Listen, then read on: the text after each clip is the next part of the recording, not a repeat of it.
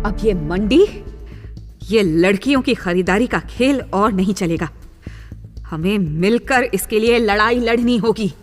गांव के लोग अब सही गलत का अंतर समझ रहे थे। वो बेटियों को बचाने के लिए कमर कस रहे थे। औरतें भी यति का साथ दे रही थी। इधर यति लड़कियों की खरीद फरोख्त पर लगाम लगा रही थी, उधर अमरेंद्र भैरव और यति से बदला लेने की सोच रहा था। अचानक से उसे कुछ याद आया, जिससे उसका चेहरा चमक उठा और उसके चेहरे पर मुस्कुराहट छा गई। ये बात अभी तक मुझे याद क्यों नहीं आई, लेकिन चलो, देर आई दुरुस्त आई। अब मुझे कुछ भी करने की जरूरत नहीं है, बस एक काम करके मैं बैठकर तमाशा देखूंगा। बिना एक पल की देरी किए अमरेंद्र सीधा किरण देवी के पास पहुंचा। उसकी हालत देखकर किरण देवी हंसने लगी। का हाल बना रखा है रे अमरेंद्र, तुझे देखकर तो ऐसा लग रहा है जैसे शेर के मुंह से छूटकर भागा है रे। तुम वो सब छोड़ो अम्मा, और अपना बोरिया बिस्तर समेटो और तैयारी करो नारायण महल छोड़ने की। फिर से जाकर अपने पुराना ठिकाना पकड़ लो, इसी में भलाई है। तू होश में तो है रे, कछु भी बोले जा रहा है। मैं अभी भी वही किरण देवी हूं जो पहले थी, इसलिए ज्यादा होशियारी ना झोंके, नहीं तो बहुत बुरी तरह पछताएगा। मैं तो जब पछताऊंगा तब पछताऊंगा अम्मा। तुम अपनी सोचो, इतनी दौड़ भाग और परपंच करने के बाद भी वही की वहीं आ गई हो जहां से चलना शुरू किया था। अमरेंद्र की बात सुनकर किरण देवी अपनी कुर्सी पर से उठी और सामने आकर जमीन पर बैठ गई और अपने दोनों हाथ गाल पर रखकर अमरेंद्र की तरफ देखने लगी। तू मुझे किस्सा कहानी सुनाना चाहता है ना बबुआ? ले सुन, मैं बैठकर हुंकारी भरूंगी। ले सुना। अमरेंद्र अपनी जगह पर बैठे बैठे किरण देवी के चेहरे के पास झुक गया। नारायण के दोनों अनमोल रतन, वो कार्तिक और भैरव दोनों जिंदा हैं। ये सुनकर किरण देवी बौखला गई। वो खड़ी हुई और अमरेंद्र के चेहरे के खूब पास आकर हंसने लगी। अमरेंद्र उसकी डरावनी हंसी को सुनकर एक बार को तो डर गया, फिर जल्द ही खुद को संभाल लिया। अब हंसने के दिन गए अम्मा तुम्हारे, अब रोने की तैयारी शुरू कर दो। वो राम लखन कभी भी आ सकते हैं, इसलिए तुम जितनी जल्दी यहाँ से खिसक लो अच्छा है। और अगर तुम्हारा ये बात गलत निकल गई तो? अम्मा, अगर मेरी ये बात गलत निकल गई तो मेरा सर और तुम्हारी जूती। किरण देवी शांत होकर कुछ सोचने लगी, फिर एक अदा के साथ हाथ मटकाते हुए मुड़ी और अमरेंद्र के पास आ गई।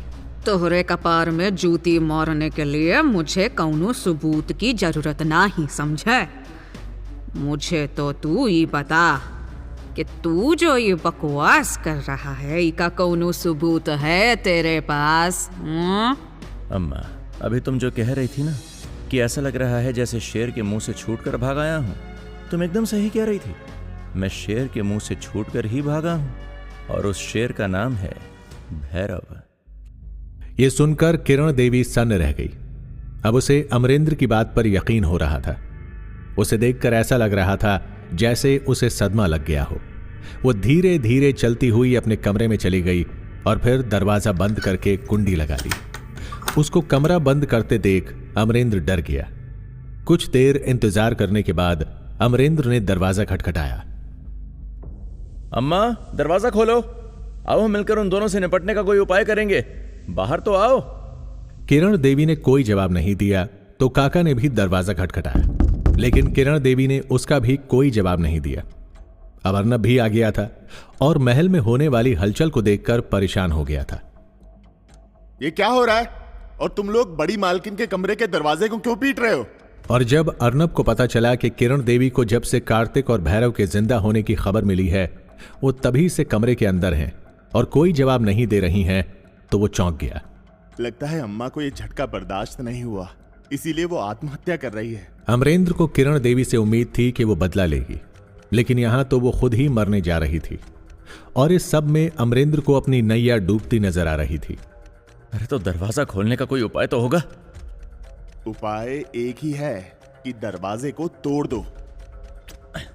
अरे तो फिर तोड़ दो ना दरवाजे को, किसका इंतजार कर रहे हो?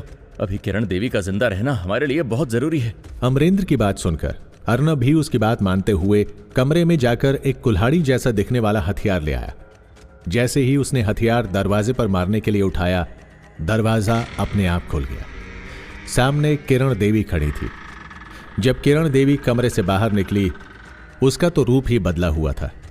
अपने माथे पर सिंदूर लगा रखा था, आंखों में काजल, होठों पर लाली और नई साड़ी डाली थी। किरण देवी के इस नए रूप को देखकर सभी चौंक गए, लेकिन किसी में भी इतनी हिम्मत नहीं थी कि उससे कुछ भी पूछे। सब लोग आपस में कानाफूसी कर रहे थे। अर्नब ने हिम्मत की और किरण देवी के पास गया। अम्मा, ये सब क्या है? लेकिन किरण देवी ने अर्नब की बात भी नहीं सुनी और मटक मटक कर चलते हुए बाबा साहेब की फोटो के सामने आकर खड़ी हो गई। देख रहा है नारायण, अरे पता चला है तेरे दोनों सपूत जींद हैं। अब देखना कितने प्यार से ये किरण देवी उन दोनों को तुम्हारे पास भेजती है। सच्ची, अरे मुझे तो सोच सोच कर ही मजा आ रहा है रे नारायण। और वो बाबा साहेब की फोटो के सामने नाचने और गाने लगी। मैं नारायण के दोनों बेटों को दूंगी सजा, अब आएगा मजा, होगा बदला पूरा, यही है अब रब की रजा, अब आएगा मजा। किरण देवी सिर पर साड़ी का पल्लू लेकर घूम घूम कर पूरे कमरे में नाच रही थी।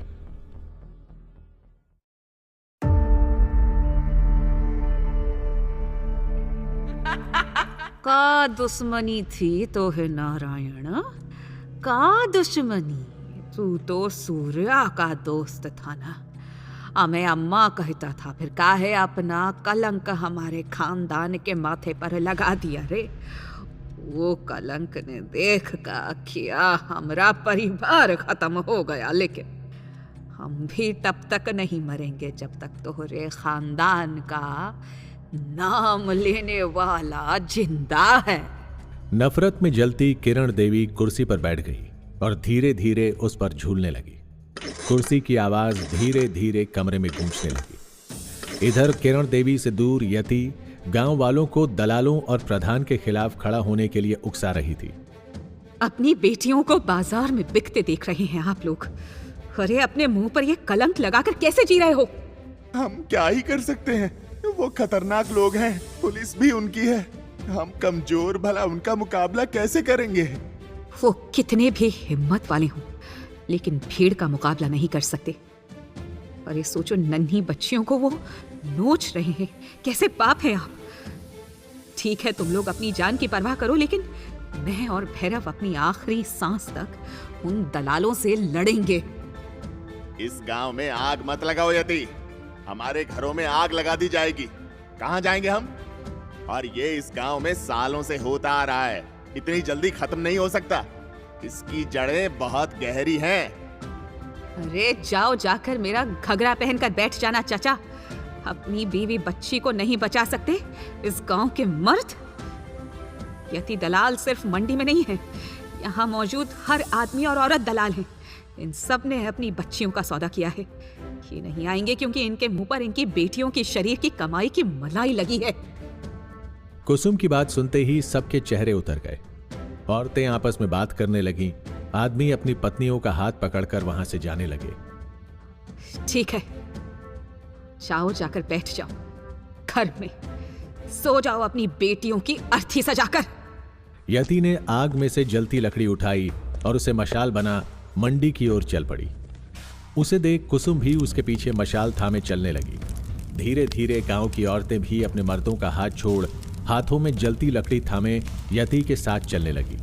महिलाओं की भीड़ धीरे धीरे आगे बढ़ रही थी, जिन्हें देख वहां खड़े आदमियों में बेचैनी बढ़ने लगी। अम्मा, हम बचाएंगे अपनी दीदी को। हाथ में डंडा उठाए वो 10 साल का बच्चा आदमियों की भीड़ को चीरता हुआ यति की उंगली पकड़कर चलने लगा। यति के चेहरे पर चमक आ गई। आज न्याय होकर रहेगा। आदमियों की भीड़ के चेहरे शर्म से लटक गए। तभी कुसुम का पति बीच से निकलकर मैदान में खड़ा हो गया। उसके हाथ में लाठी थी। उसने एक नजर सब पर डाली। लानत है हमारी मर्दानगी को। हमारी औरतें अपनी इज्जत बचाने के लिए लड़ रही हैं और हम हाथ पर हाथ धरे बैठे हैं। थू है सब पर। कुसुम का पति भी यति के साथ कुसुम का हाथ थामे चलने लगा। कुसुम ने प्यार से उसे देखा तो उसके पति का सीना हिम्मत से चौड़ा हो गया। इधर भैरव गुंडों के बीच अकेला काल बनकर जमीन चटा रहा था। उसके सामने जो भी आता भैरव उसे हवा में उछाल देता। आज इस गांव से इस मंडी का नामो निशान मिटा दूंगा। कोई जिंदा नहीं बचेगा, कोई नहीं बचेगा। तभी प्रधान अपने गुंडों के साथ वहां आया और भैरव की ओर बंदूक तान कर गुर्राया। बहुत हो गई नौटंकी, अब बस बहुत हो गया। तुझको ऊपर पहुंचाकर किस्सा ही खत्म कर देते हैं।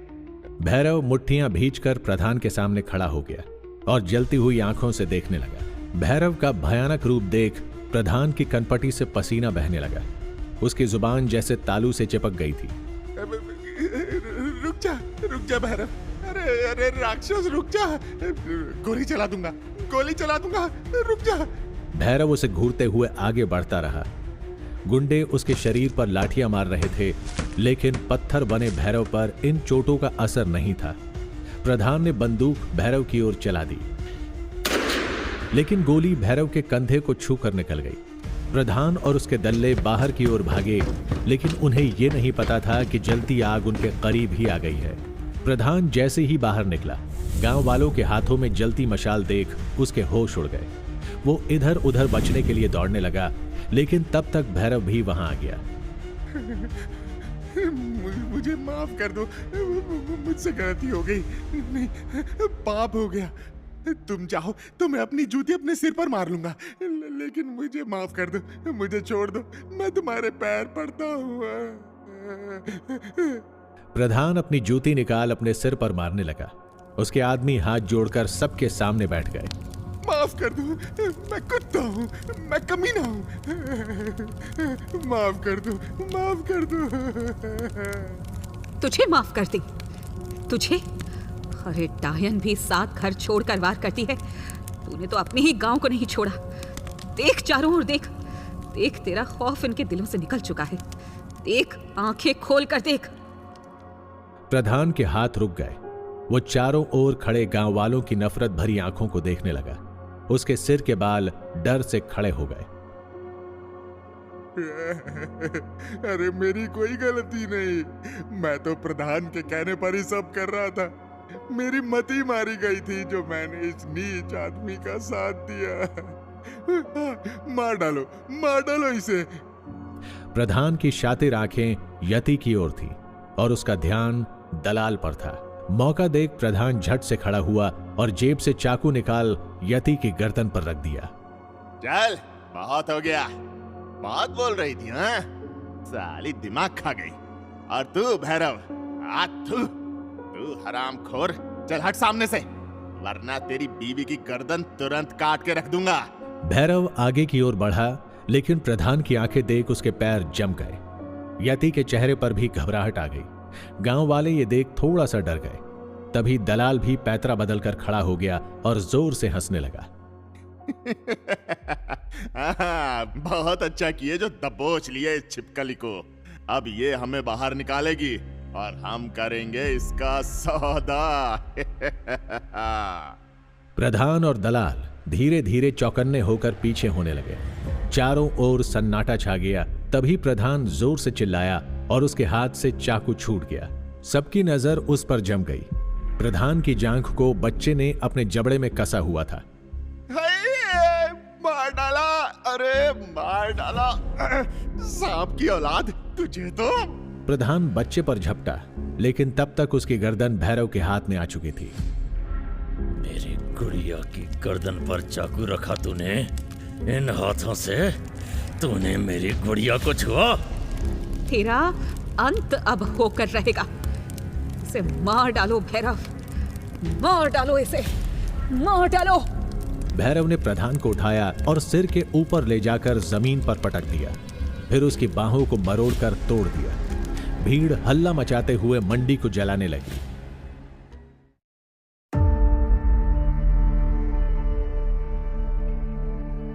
प्रधान जमीन पर पड़ा हुआ कराह रहा था। उसकी बांह टूट चुकी थी, लेकिन इसके बावजूद भैरव का गुस्सा शांत नहीं हुआ।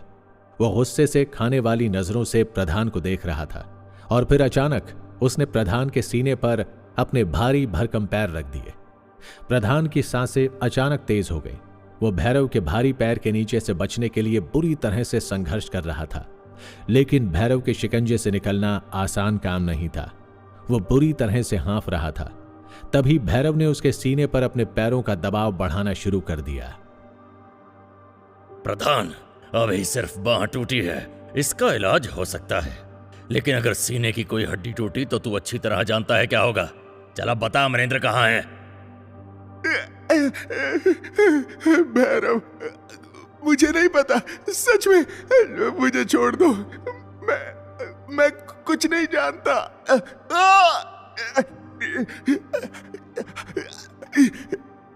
प्रधान की कराहटें तेज हो रही थी। उसने सपने में भी नहीं सोचा था कि भैरव इतना ज्यादा ताकतवर हो सकता है। उसे अब समझ में आ रहा था कि आखिर अमरेंद्र भैरव को देखकर गांव से क्यों भागा था। भैरव, अपना पैर हटा लो। मेरा दम घुट रहा है।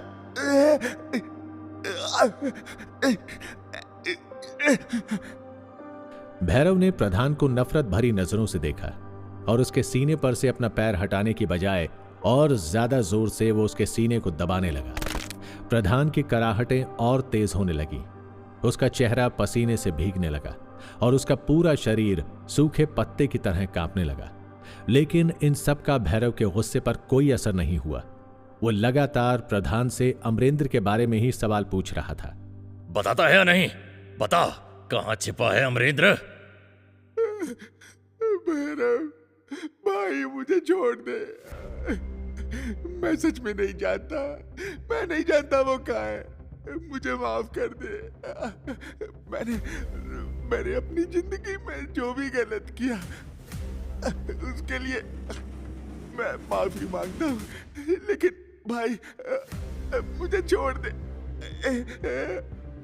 भैरव लगातार प्रधान से अमरेंद्र का ठिकाना पूछने की कोशिश कर रहा था, लेकिन उसे प्रधान की बेबसी और दर्द के सिवा कुछ नहीं मिला। भैरव के टॉर्चर से प्रधान की हालत अब और भी बिगड़ने, उसे अब अपने सीने पर खड़े भैरव में अपनी मौत दिखाई देने लगी थी। मुझे ऐसे मत देख प्रधान, तेरे इन मगरमच्छी आंसुओं से मैं पिघलने वाला नहीं हूँ। मैं तुझे सीधी बात बताता हूँ, मुझे अमरेंद्र का पता बता दे, मैं तुझे तुरंत ही छोड़ दूंगा। लेकिन अगर तूने मुझे अमरेंद्र का ठिकाना नहीं बताया तो तेरे साथ मैं कुछ ऐसा करूंगा कि तू सोच भी नहीं सकता। इतना कहते हुए भैरव जोर जोर से सांस लेने लगा। उसने अपनी मुट्ठियां कसकर भींच ली और वो प्रधान से अमरेंद्र का पता उगलवाने के लिए उसे और ज्यादा बेरहमी से मारने लगा। भैरव के इस खतरनाक रूप को देखकर वहां मौजूद गांव वालों में भी एक अलग सा जोश चढ़ गया था। वो सभी सालों से प्रधान और लड़कियों की खरीद फरोख्त करने वाले दलालों से परेशान थे और भैरव के आगे आने से उन लोगों को मानो एक हिम्मत सी मिल गई थी। वो सभी वहां मौजूद दलालों के घर में आग लगा रहे थे और उन्हें बुरी तरह से मारने में जुट गए थे। यति, कुसुम, राघव और भैरव के जानने वाले सभी लोग वहां थे। सभी लोग भैरव का इस बात पर सपोर्ट कर रहे थे कि भैरव उस प्रधान को बुरी तरह से मार रहा था, जिससे पूरा गांव खौफ खाता था। बहुत अच्छे भैरव, छोड़ना मत इस प्रधान को। इसने न जाने कितनी बच्चियों की जिंदगी खराब कर दी है। हाँ भैरव भैया, अभी के अभी इसका खात्मा कर दो।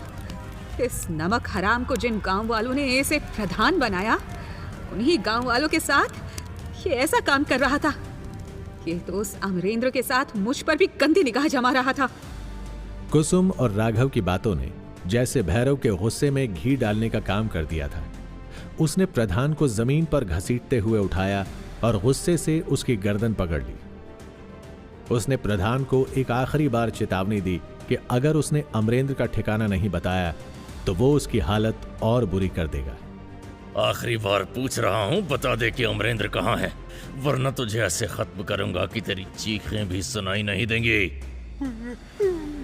मुझे नहीं पता भैरव, मुझे सच में नहीं पता कि अमरेंद्र कहाँ है।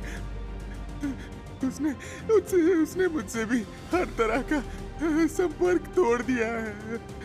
मैं सच कह रहा हूँ, मैं सच कह रहा हूँ। अगर मुझे उसके बारे में कुछ भी पता होता तो जरूर बता देता। प्रधान अब पूरी तरह से टूट चुका था। उसकी आंखों में आंसू थे और वो बार बार भैरव से माफी मांग रहा था, लेकिन भैरव का गुस्सा था कि कम होने का नाम नहीं ले रहा था। उसे यकीन नहीं हो रहा था कि प्रधान को सच में अमरेंद्र के बारे में कुछ भी नहीं पता। अगर तुझे पता नहीं है कि अमरेंद्र कहाँ है तो तू किसी काम का है ही नहीं, और तेरा जिंदा रहना भी बेकार ही है। इतना कहते हुए भैरव ने प्रधान की गर्दन से अपनी पकड़ ढीली करनी शुरू की और उसे अचानक जमीन पर पटक दिया। भैरव के प्रधान को छोड़ते ही वो धीरे धीरे पीछे हटने लगा। उसकी आंखों में गुस्सा अब भी जस का तस था। जा, मैं तुझे छोड़ रहा हूं, लेकिन तू भी इन गांव वालों का दोषी है। ये गांव वाले तेरे साथ क्या करेंगे कुछ कहा नहीं जा सकता। इतना कहते हुए भैरव ने वहां मौजूद गांव वालों की ओर इशारा किया और गांव वाले दौड़ते हुए सीधा प्रधान के पास आ गए और उसे बुरी तरह से मारने लगे। मारो मारो, जिंदा मत छोड़ना इसको। इसने न जाने कितने घर बर्बाद किए हैं, आज इसका हिसाब करना ही होगा। भीड़ में सुषमा का पिता श्याम भी था और वो भी अपना सारा गुस्सा प्रधान पर निकाल रहा था। अरे इसको सिर्फ मारना नहीं, इसको ऐसी सजा देना है कि गांव में दूसरा कोई भी इंसान ऐसा गंदा काम करने से पहले 100 बार सोचे। इतना कहते हुए श्याम आगे बढ़ा। उसने प्रधान को अपने कंधे पर उठा लिया और किसी को कुछ समझने से पहले ही उसे जलती हुई आग में फेंक दिया। प्रधान की चीखें वहां गूंज उठी। वहां मौजूद हर शख्स ये देखकर चौंक गया कि प्रधान को उसके किए की सजा उसको जिंदा जलाकर दी जा रही है। वहां मौजूद दलालों में भी अचानक भगदड़ मच गई। भागो भागो, अगर अपनी जान बचानी है तो भागो। प्रधान को जिंदा जलता देख कई दलाल वहां से चुपचाप भागने की कोशिश करने लगे, जबकि गांव वालों ने प्रधान को जलाने के साथ ही वहां मौजूद दलालों को भी ढूंढ ढूंढ कर मारना शुरू कर दिया।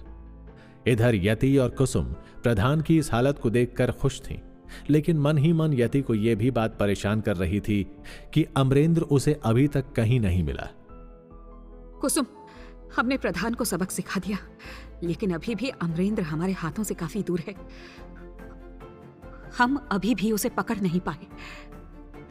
इधर एक तरफ जहां यति और कुसुम अमरेंद्र के ना मिलने से परेशान थे, वहीं दूसरी ओर प्रधान के जलकर मरने की खबर अमरेंद्र तक पहुंच चुकी थी।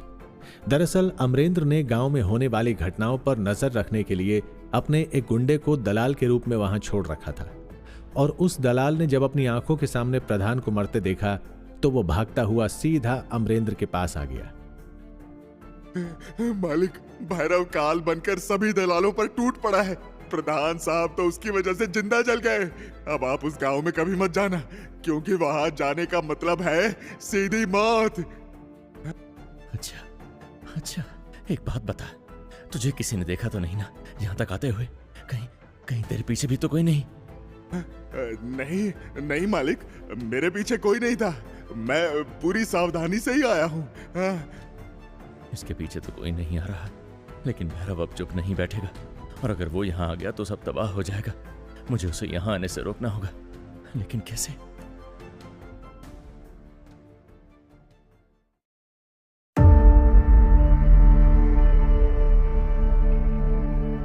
क्या करूं? कैसे रोकूं उस भैरव को? अमरेंद्र के मन में यह डर साफ था कि भैरव अब यहां भी आ जाएगा और उसे जान से मार देगा। उसका चेहरा तनाव और डर से भर गया था। वो समझ नहीं पा रहा था कि आखिर क्या करे। तभी उसके कानों में फिर से उस गुंडे की आवाज गूंजी। मालिक, मैं जाऊं? एक गहरी खामोशी के बीच अचानक गुंडे की आवाज ने अमरेंद्र का दिल जोर से धड़का दिया। हाँ जाओ। नहीं नहीं नहीं, रुक, मुझे और कुछ बताओ। और कुछ? मालिक, मैंने गांव में जो कुछ देखा उसके हिसाब से सब बता दिया। वो प्रधान मारा गया है और गांव के बाकी के दलाल भी मारे गए हैं। वो गुंडा प्रधान के मारे जाने की बात बता रहा था, लेकिन अमरेंद्र को अंदर से ऐसा महसूस हो रहा था जैसे कि प्रधान नहीं बल्कि उसकी मौत की खबर हो। अच्छा अच्छा, एक बात बताओ, सब मारे गए क्या? हाँ मालिक, हमें खबर मिली है कि गांव के सारे दलाल मारे गए हैं, कोई भी अब जिंदा नहीं बचा है। क्या क्या? और वो रूनी, उसका क्या हुआ?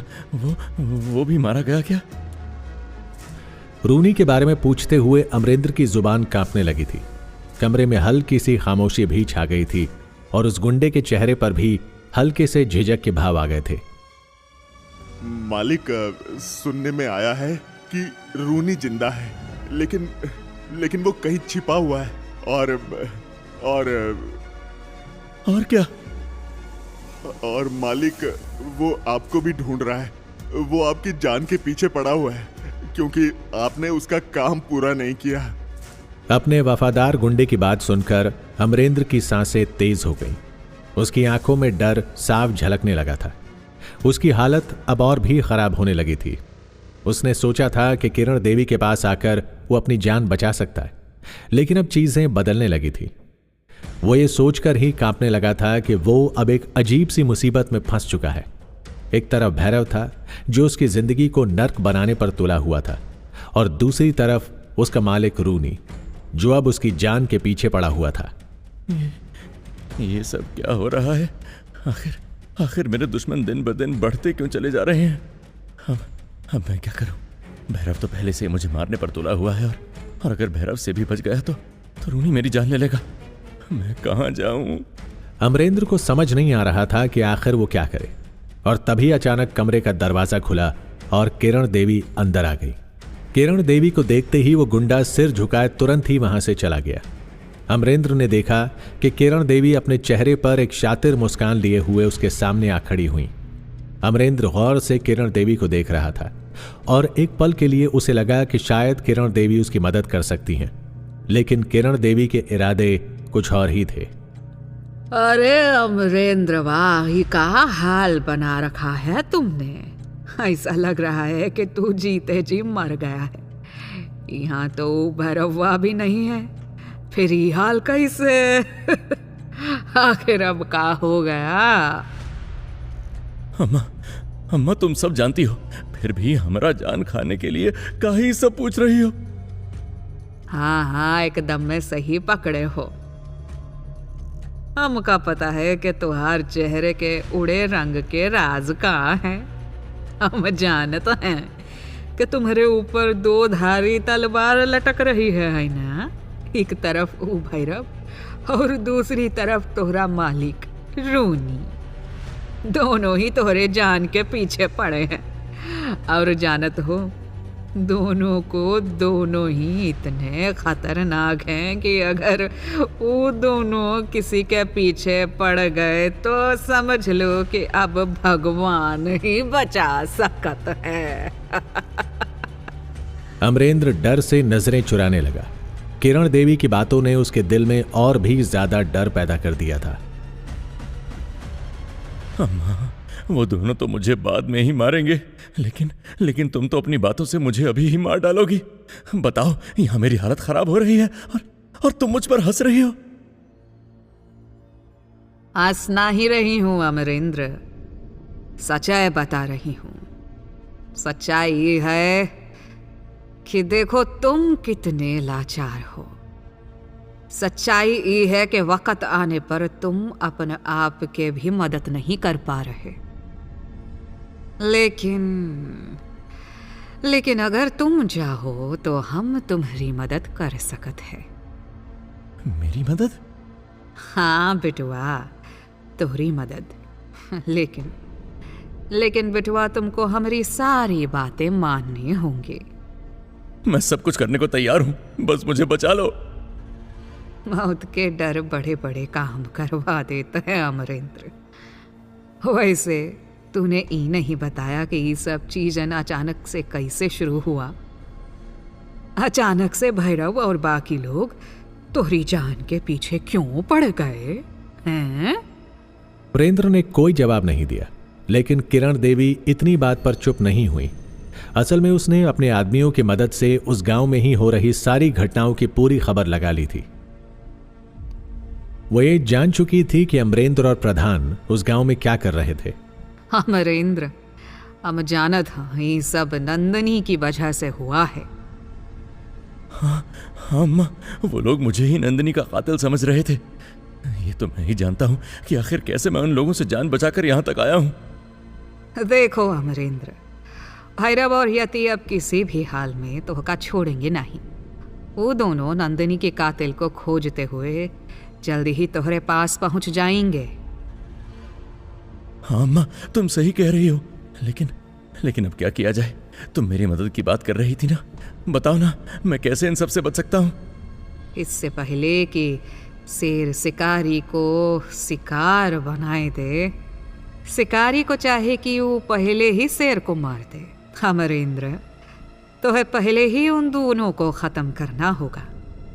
अमरेंद्र, हम लोगन को भैरव और यति को मारे के जाल वहीं बिछाना होगा जहां वो नंदिनी के कातिल को ढूंढते हुए आए। किरण देवी की बात सुनकर अमरेंद्र के चेहरे पर डर के भाव आ गए। पता नहीं क्यों, लेकिन नंदिनी के कातिल की बात सुनते ही वो पहले से ज्यादा बेचैन हो गया। पर अगर इन सब चक्कर में उसे कुछ हो गया तो? ओका कछु नहीं हुई, ये बात की गारंटी हम देते हैं। बस तू ही सब वैसे ही करना जैसा हम कह रही हूं।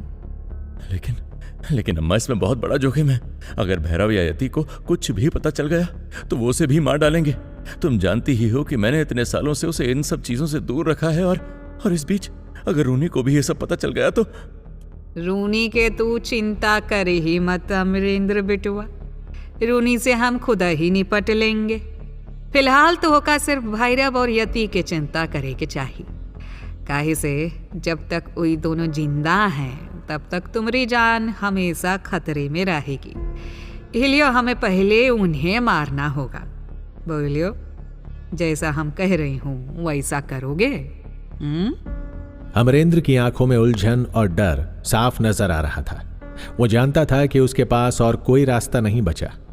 वो सोचने लगा कि अगर उसने किरण देवी की बात नहीं मानी तो भैरव और यति उसकी जान ले सकते हैं। आखिरकार अमरेंद्र ने किरण देवी की बात मानने का फैसला ले ही लिया। ठीक है, मैं तैयार हूं। अगर इससे मेरी जान बच सकती है तो मैं तुम्हारे साथ हूं। रे बहुत है बढ़िया, तूने सही फैसला लिया अमरेंद्र। अब देखना कैसे हम भैरव और यति को खत्म करत है। अब सुनो तो है आगे क्या करना है। किरण देवी अपनी योजना अमरेंद्र को बता रही थी, जबकि दूसरी तरफ अमरेंद्र के मन में कुछ और ही बातें चल रही थी।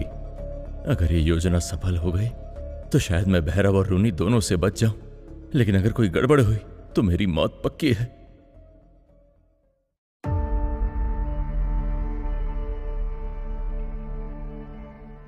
किरण देवी जो कुछ भी कह रही है, अगर मैं सब वैसा ही करूं तो शायद भैरव मारा जाएगा, लेकिन अगर इसमें जरा सी भी चूक हुई तो भैरव के लिए बिछाए गए इस जाल में मैं खुद ही फंस जाऊंगा।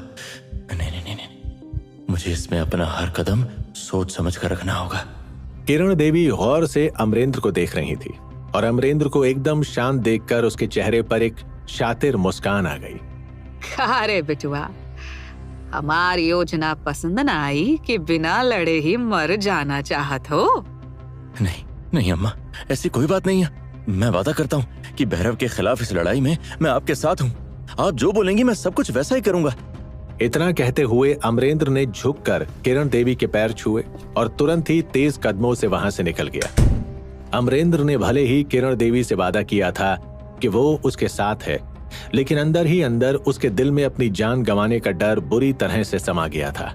वो जानता था कि भैरव उसकी जान के पीछे पड़ा है और भैरव से अपनी जान बचाना कोई बच्चों का खेल नहीं। मुझे जल्दी से यहाँ से निकलना होगा। कहीं रूनी या भैरव के किसी आदमी ने मुझे देख भी लिया तो मेरी मौत पक्की है। ये कहाँ फंस गया मैं? हे भगवान, कुछ ऐसा करो कि भैरव और ये रूनी दोनों के दोनों अपने आप ही मर जाएं। अमरेंद्र खुद में बड़बड़ाते हुए तेजी से किरण देवी के घर से निकला और अपनी गाड़ी में बैठते ही तेजी से वहां से ऐसा भागा जैसे कि मानो उसके पीछे कोई भूत लगा हो। पूरे रास्ते उसे यही डर सताए जा रहा था कि अगर रूनी या भैरव ने उसे ढूंढ लिया तो ना जाने क्या होगा। उसकी सांसें तेज हो रही थी और जैसे जैसे वो महल से दूर जा रहा था वैसे वैसे उसका डर बढ़ता जा रहा था। इधर अमरेंद्र के जाने के बाद किरण देवी अब शांत होकर बैठी थी। उसके चेहरे पर एक शातिर मुस्कान फैली हुई थी और उसने अपनी योजनाओं पर आगे काम करने के लिए अर्नब को अपने पास बुला लिया था। हाँ बड़ी मालकिन, आपने बुलाया? किरण देवी कुछ नहीं बोली। वो अपनी गहरी सोच में डूबी रही। अर्नब मन ही मन किरण देवी को देखकर कुछ सोचने लगा। बड़ी मालकिन ने अमरेंद्र को यहाँ से भेज दिया है, यानी खेल अभी खत्म नहीं हुआ। लेकिन चाहे जो हो, चाहे बड़ी मालकिन मुझे कुछ भी करने को बोले, मुझे अपने मकसद से भटकना नहीं है। चाहे कुछ भी हो, मुझे ऐसा कुछ करना होगा कि किरण देवी की सारी संपत्ति मेरे नाम हो जाए। अर्नब अपने ही विचारों में खोया हुआ था। तभी उसे किरण देवी की कड़क आवाज सुनाई दी। अर्नब, ये बार हम भैरव को पूरी तरह से खत्म करके ही मानेंगे। ये बार जब हम उस भैरव की लाश को आग ना लगाएंगे तब तक हमारे कलेजे को ठंडक नहीं पहुंचेगी। और सुन, इस बार किसी तरह की कोई ढिलानी नहीं चलेगी। हम जितना बोलें तुमको उससे ज्यादा ही करना है। हाँ बड़ी मालकिन, मैं समझ गया। वैसे बड़ी मालकिन, अगर आप इजाजत दें तो एक बात कहूँ? तू को इजाजत की जरूरत नहीं है बिटुआ। बोल, का बोलना चाहत है? बड़ी मालकिन, अगर हम लोग भैरव और उसके लोगों पर हमला करने वाले हैं तो हमें इसके लिए ज्यादा हथियारों की जरूरत पड़ेगी। अर्नब की बात सुनकर किरण देवी मुस्कुरा उठी। उसके चेहरे से साफ था कि मानो वो ये बात पहले से ही जानती हो कि अर्नब हथियारों की तस्करी के काम में लगा हुआ है। अर्नब बिटुआ, हम जानते हैं कि तू हमारे मना करने के बाद भी हथियारों की तस्करी में लगा है, और अब हमको इस बात की कोई परवाह नहीं कि तू क्या कर रहा है और क्या नहीं। हमको अगर ये दुनिया में कोनो चीज से मतलब है तो वो है बस अपने बदले से। चल अब बता, कितने हथियार दे पाएगा तू? हाँ बड़ी मालकिन, आपको जितने हथियार चाहिए उतने मिल जाएंगे।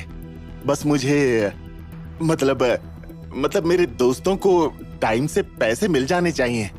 पैसों की तू चिंता मत कर अर्नब बिटुआ, तू ही बस हथियार ला दे। इस बार हम कोई कसर नहीं छोड़ना चाहते।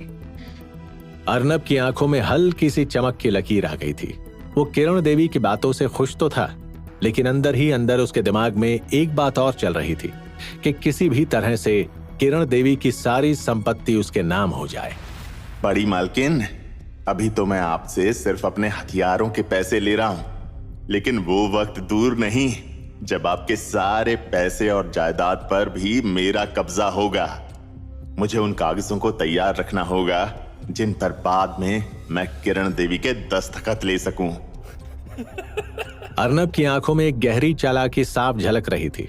वो किरण देवी की चालों में साथ दे रहा था, लेकिन उसके इरादे अब पूरी तरह से बदल चुके थे।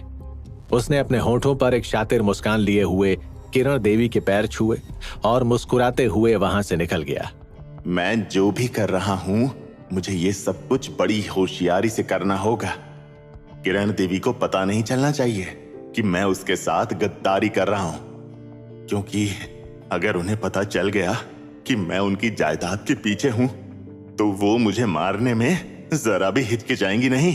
अर्नब जानता था कि अगर उसकी चाल सफल रही तो किरण देवी की सारी संपत्ति उसके नाम हो जाएगी, लेकिन उसे यह भी डर था कि अगर किरण देवी ने उसके इरादों को भांप लिया तो उसका खेल खत्म हो जाएगा।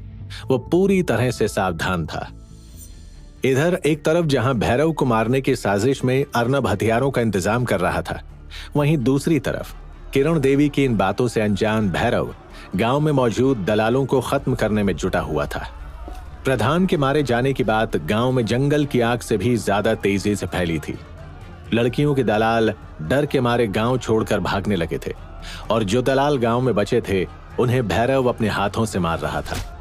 भैरव का इस काम में साथ देने के लिए राघव और माधव के साथ साथ काफी सारे गांव वाले भी मौजूद थे। वो लोग भी दलालों को मारने से पीछे नहीं हट रहे थे।